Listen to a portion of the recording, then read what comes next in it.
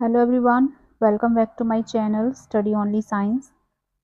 Class है आज की मध्य प्रदेश के राजकीय जो प्रतीक हैं, सिंबल हैं, उनके बारे में डिटेल क्लास है। और जितने भी राजकीय सिंबल हैं एमपी के, उन सभी पे हम डिटेल में बात करेंगे कि इसका क्या महत्व है, राजनीतिक महत्व क्या है, कि क्यों इसको प्रतीक चिन्ह बनाया गया है, उन सब के बारे में हम क्लास में जानेंगे। 61 नंबर की क्लास है। इसके पहले की क्लासेस नहीं देखी हैं तो आप लोग मेरे चैनल पर जाकर प्लेलिस्ट चेकआउट कर लीजिए, वहाँ पे आपको मिल जाएंगे। और चलिए स्टार्ट करते हैं, पर पहले आप लोग वीडियो को लाइक शेयर कर दीजिए और पहली बार चैनल पर आए हैं तो सब्सक्राइब करना ना भूलेगा। और जिन लोगों ने सब्सक्राइब कर रखा है और मेरी क्लासेस देखते हैं, वीडियोस देखते हैं, लाइक करते हैं, उन सभी को मेरी तरफ से बहुत बहुत धन्यवाद। मध्य प्रदेश के राजकीय प्रतीक, इनके बारे में हम विस्तृत चर्चा करेंगे आज। मध्य प्रदेश, जिसे भारत का हृदय प्रदेश कहा जाता है, ठीक है, हृदय प्रदेश, भारत का दिल कहा जाता है, अपनी सांस्कृतिक विरासत, जैव विविधता और ऐतिहासिक धरोहरों के लिए प्रसिद्ध है एमपी। और राज्य की पहचान को मजबूत करने और इसकी विशेषताओं को दर्शाने के लिए कुछ महत्वपूर्ण राजकीय प्रतीकों को अपनाया गया है। और ये प्रतीक राज्य की प्राकृतिक सुंदरता, जीव जंतुओं, पेड़ पौधों और ऐतिहासिक धरोहरों का प्रतिनिधित्व करते हैं। तो मध्य प्रदेश का सबसे पहले हम देखते हैं राजकीय चिन्ह। मध्य प्रदेश का राजकीय चिन्ह यहाँ पे आप देख सकते हैं, मध्य प्रदेश शासन सत्यमेव जयते लिखा हुआ है और ये धान की बालियां हैं, ठीक है। यहाँ पे अशोक स्तंभ बना हुआ है, पीछे बरगद का वृक्ष है और ये अशोक चक्र में शामिल 24 जो तीलियां हैं वो यहाँ पे 24 नहीं है, आई थिंक ये वो नहीं, हाँ ठीक है। यहाँ पे अशोक सिंबल जो यहाँ पे दे रखा है ये वो है। हम इसको डिटेल में बात करते हैं। मध्य प्रदेश का राजकीय चिन्ह राज्य की ऐतिहासिक और सांस्कृतिक विशेषताओं को दर्शाता है। इसे 1989 में राज्य सरकार द्वारा अपनाया गया था। कब अपनाया गया था? 1989 में। इसमें 24 स्तूपों की एक बाह आकृति के मध्य, जो 24 स्तूप हैं ये स्तूप हैं, ठीक है, जो इनके मध्य में क्या है, धान की और गेहूं की बालियों को दर्शाया गया है।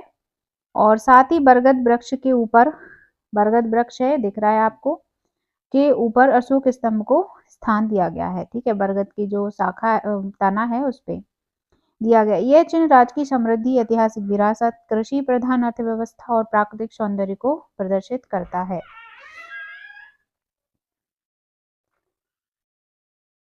तो ये स्तूपों की जो बाह्य आकृति है, सांची के प्रसिद्ध बौद्ध स्तूप का प्रतीक है, जो यूनेस्को विश्व धरोहर स्थल है। यूनेस्को की विश्व धरोहर में शामिल किया गया है सांची का प्रसिद्ध बौद्ध स्तूप। नेक्स्ट पॉइंट है गेहूं और धान की बालियां। ये राज्य की कृषि आधारित अर्थव्यवस्था को दर्शाती हैं, जहाँ पे गेहूं और धान प्रमुख फसलें हैं। आप जानते ही होंगे मध्य प्रदेश की प्रमुख फसलें गेहूं और धान है। नेक्स्ट आता है बरगद का वृक्ष। तो यह दीर्घायु, स्थिरता और समृद्धि का प्रतीक माना जाता है।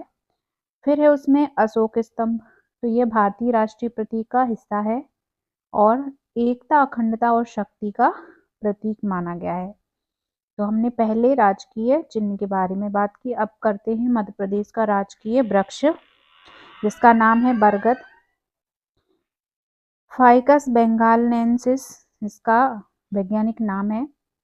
अगला, तो यहाँ पे बरगद का जो वृक्ष है भारतीय संस्कृति और पौराणिक कथाओं में विशेष स्थान रखता है। इसे ज्ञान, स्थायित्व और दीर्घायु का प्रतीक माना जाता है। यह वृक्ष अपने विशाल फैलाव और लंबी उम्र के कारण प्रसिद्ध है। तो यह भारत के सबसे बड़े वृक्षों में से एक है और पर्यावरण संरक्षण में महत्वपूर्ण भूमिका निभाता है। बरगद का वृक्ष हिंदू धर्म में इसे पूजनीय माना जाता है और इसे अक्षय वट के रूप में भी जाना जाता है, अक्षय वट कहते हैं।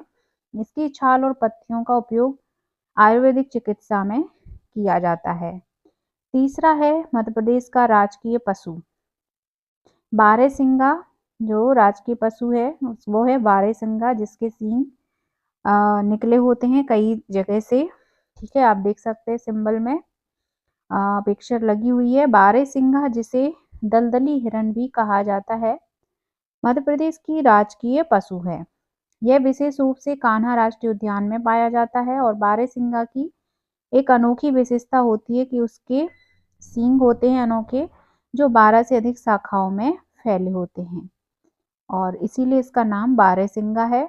यह संकटग्रस्त प्रजातियों में आता है और इसे बचाने के लिए कई संरक्षण परियोजनाएं चलाई जा रही हैं। यह मुख्यतः घासयुक्त और दलदली क्षेत्रों में पाया जाता है। अगला है मध्य प्रदेश का राजकीय पक्षी। तो राजकीय पक्षी है दूधराज, जिसको आप पिक्चर में साइड में देख सकते हैं। दूधराज है paradise fly catcher. Madhya Pradesh का राजकीय पक्षी दूधराज, जिसे एशियन पैराडाइज फ्लाई कैचर कहते हैं और अपनी सुंदरता और आकर्षक उड़ान के लिए प्रसिद्ध है।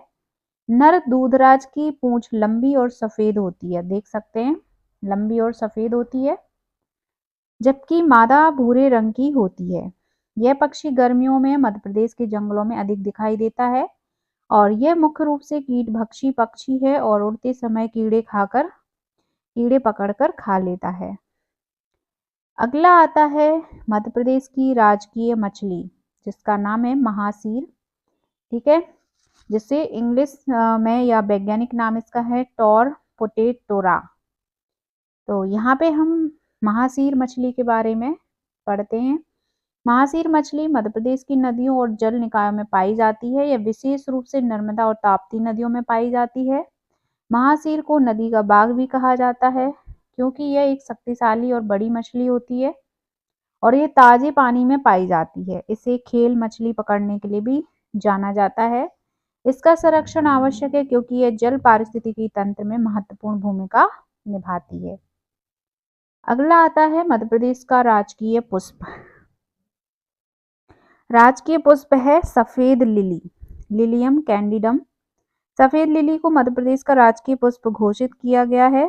यह फूल अपनी पवित्रता, सुंदरता और आकर्षण के लिए प्रसिद्ध है। आप देख सकते हैं साइड में इसीलिए फोटो लगा दी गई है। सफेद लिली को शांति और पवित्रता का प्रतीक माना जाता है। यह फूल गीली और उपजाऊ मिट्टी में उगता है और अधिकतर मानसून के मौसम में खिलता है। इसका उपयोग औषधीय गुणों के लिए भी किया जाता है और कई पारंपरिक उपचारों में इसका उपयोग किया जाता है। अगला है सिंबल मध्य प्रदेश का राजकीय खेल। तो खेल है मलखंब। और मलखंब कैसे करते हैं आप फोटो में देख सकते हैं। इस खेल को मलखंब कहा गया है और मलखंब एक पारंपरिक भारतीय खेल है जिसमें खिलाड़ी लकड़ी के खंभे या रस्सी पर कलात्मक और संतुलन भरी करतब दिखाते हैं। और ये खेल आगे बात करते हैं इस खेल के बारे में। शक्ति, लचीलापन और मानसिक संतुलन को बढ़ाने में सहायक होता है। इसे 17वीं शताब्दी में विकसित किया गया था और यह अब राष्ट्रीय स्तर पर लोकप्रिय है। मध्य प्रदेश में इसे प्रोत्साहित करने के लिए कई प्रतियोगिताएं आयोजित की जाती हैं। अगला है मध्य प्रदेश का राजकीय नाट्य। नाट्य है माच। ठीक है, आप प्रस्तुति देख सकते हैं माच की। और माच मध्य प्रदेश की पारंपरिक नाट्य शैली है जो विशेष रूप से मालवा क्षेत्र में प्रसिद्ध है और यह लोक नाट्य गीत, संगीत और संवाद के माध्यम से प्रस्तुत किया जाता है। इसमें धार्मिक, ऐतिहासिक और सामाजिक विषयों को प्राथमिकता दी जाती है और यह लोगों के मनोरंजन के साथ साथ शिक्षाप्रद उद्देश्य भी पूरे करते हैं।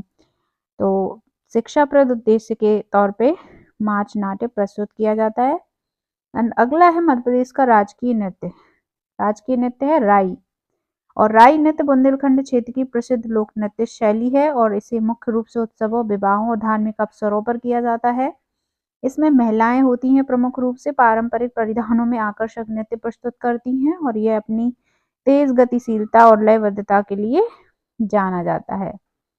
अगला है मध्य प्रदेश की राजकीय फसल सोयाबीन। राजकीय फसल है सोयाबीन। तो सोयाबीन मध्य प्रदेश की प्रमुख कृषि फसल है और इसे सोया प्रदेश के नाम से भी मध्य प्रदेश को जाना जाता है। सोया स्टेट के नाम से जानते हैं क्योंकि यह भारत में सोयाबीन उत्पादन में अग्रणी राज्य है। यह खाद्य तेल और पशु आहार का प्रमुख स्रोत होता है। राज्य की अर्थव्यवस्था में इसका महत्वपूर्ण योगदान है। अगला आता है मध्य प्रदेश का राजकीय फल आम। आम को फलों का राजा कहा जाता है, ये सभी जानते हैं और यह मध्य प्रदेश का राजकीय फल भी है। राज्य में दशहरी, लंगड़ा और केसर जैसी किस्में पाई जाती हैं। विटामिन सी और ए का प्रमुख स्रोत है। आम न केवल स्वादिष्ट होता है बल्कि इसका व्यावसायिक महत्व भी बहुत अधिक है। और मध्य प्रदेश के राजकीय प्रतीक राज्य की प्राकृतिक, सांस्कृतिक और ऐतिहासिक धरोहर को दर्शाते हैं। ये प्रतीक न केवल राज्य की पहचान को मजबूत करते हैं बल्कि नागरिकों में अपने पर्यावरण और विरासत के प्रति जागरूकता भी बढ़ाते हैं। इसलिए इन प्रतीकों को मध्य प्रदेश के सिंबल के रूप में स्थान दिया गया है और इन प्रतीकों के संरक्षण के लिए विशेष प्रयास भी किए जाने चाहिए ताकि आने वाली पीढ़ियां भी इसका आनंद ले सकें और राज्य की समृद्ध जैव विविधता को बनाए रखा जा सके। तो इस तरह से हमने मध्य प्रदेश के राजकीय प्रतीकों के बारे में बात की और आई होप आपको इन सब के बारे में जानकर अच्छा लगा होगा। वीडियो को इसी तरह से लाइक शेयर करिए, सपोर्ट कीजिए मेरा। आगे की क्लासेस देखने के लिए हमारे साथ बने रहिए। सभी को राधे राधे, जय माता दी।